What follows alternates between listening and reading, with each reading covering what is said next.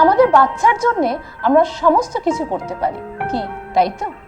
আপনারা প্ল্যানিং করেন যে আপনার বাচ্চার জন্য এইটা পড়াশোনা করাবো, এইটাতে হায়ার এডুকেশন করাবো, কিন্তু সেই হায়ার এডুকেশনের জন্য একটা তো খরচা আছে।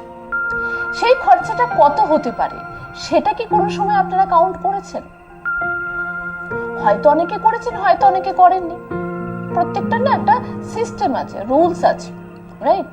সেই রুলসটার মধ্য দিয়ে কিন্তু আপনাদের চলতে হবে যে আপনারা যে টাকা আর্নিং করছেন সেই টাকার 30, 40 এবং 30 এই রেশিওতে আপনারা চলবেন।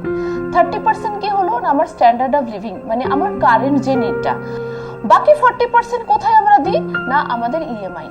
বাকি যে 30% সেটা কিন্তু আপনাদের ফিউচারের জন্য সেভিংস বা ইনভেস্টমেন্ট করতেই হবে।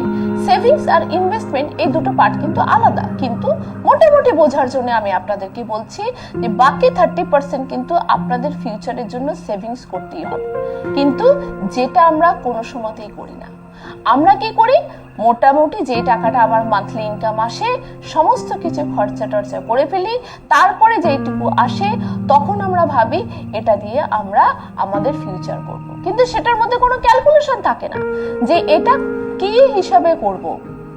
আমার নিজের রিটায়ারমেন্টের জন্য করব, নাকি আমার বাচ্চার সিকিউরিটির জন্য করব এডুকেশন পারপাসে, নাকি আমাদের ফ্যামিলি প্রোটেকশনের জন্য করব।